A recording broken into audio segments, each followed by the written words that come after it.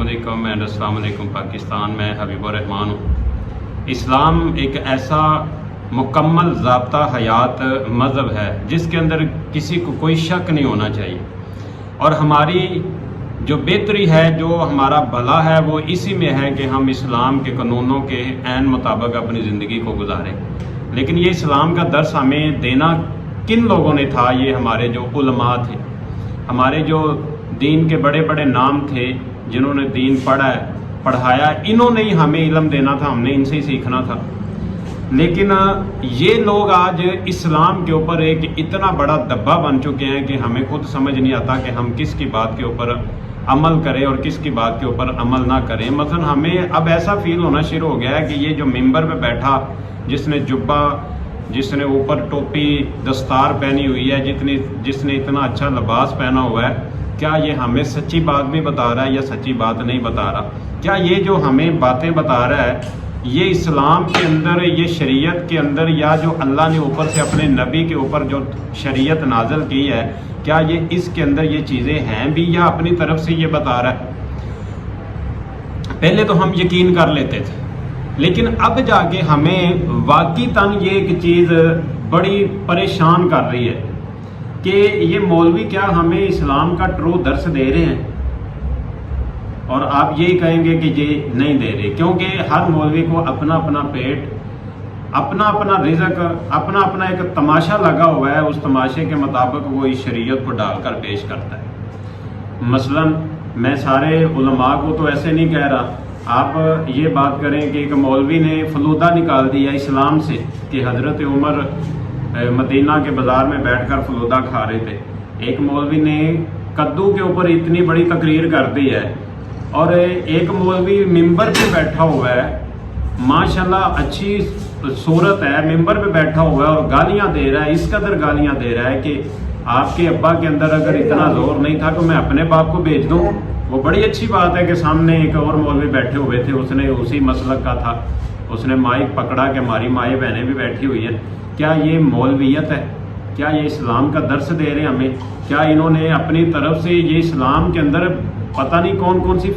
چیزیں فیبریکیٹڈ کر دی، خود بنا دی ہیں کہ اب ہم خود کہتے ہیں کہ اگر ہم نہیں مانتے تو شاید گنہگار ہے، اگر مانتے ہیں تو تب بھی گنہگار ہے۔ اب ہم تو کنٹروورشل ہو گئے، مانے تو یہ لگتا ہے کہ اگر مانتے ہیں پتہ نہیں یہ بھی سچ ہے، اگر نہیں مانتے تو شاید یہ مولوی فتویٰ نہ لگا دے۔ ان مولویوں کے اوپر اگر بات کریں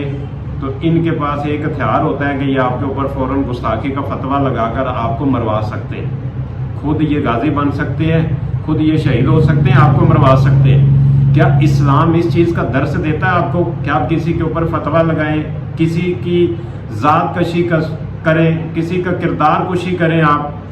ان کے پاس ایک ہتھیار ہے کہ جناب پھر ان کو ممبر ملا ہوا ہے، نبی کا ممبر، پاکیزہ ممبر ملا ہوا ہے، ان کو سپیکر ملا ہوا ہے کہ ممبر پہ چڑھ کے کسی کے بارے میں جو فتویٰ لگانا لگا دیں۔ سپیکر پکڑ کر ان کو کوئی بات کرے تو یہ سپیکر کے اندر جا کر اس بندے کی آؤ تاؤ نہیں دیکھتے، اس کی کردار کشی کر دیتے ہیں، اس کے اوپر فتوے کفر کے، دائرہ اسلام سے خارج کے فتوے لگانا شروع کر دیتے ہیں۔ میرا آپ کے ہاں یہ مشورہ یہ ہے کہ ان کے پیچھے نہ لگے۔ اب ہم نے ان کو دیکھ لیا ہے کہ یہ تو جناب دین کو اتنا بیچ دیتے ہیں، دین کے اندر اتنی ڈنڈیاں مار جاتے ہیں، تو یہ دنیا کا کیا کرے؟ میں کسی مسئلے کے اوپر تنقید نہیں کر رہا، اہل حدیث ہوں، ان کے مسالک کے اندر بھی ایسے مولوی موجود ہیں، دیوبند ان کے اندر بھی ایسے موجود ہیں، بریلوی ہوں، اہل تشیع ہوں، سب کے اندر موجود۔ ہاں یہاں پہ اچھے اکابر بھی موجود ہیں، دیوبندیوں میں اگر بات کریں تو بڑے اچھے علماء بولنے والے ہیں، جن کی بات کے اوپر بندہ وہ جو حق سچ بیان کرتے ہیں۔ مولانا بندیالوی صاحب ہے، شاید عطا اللہ بندیالوی صاحب ہیں،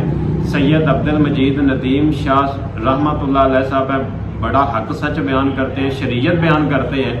اسی طرح بریلویوں کے اندر اگر بات کریں تو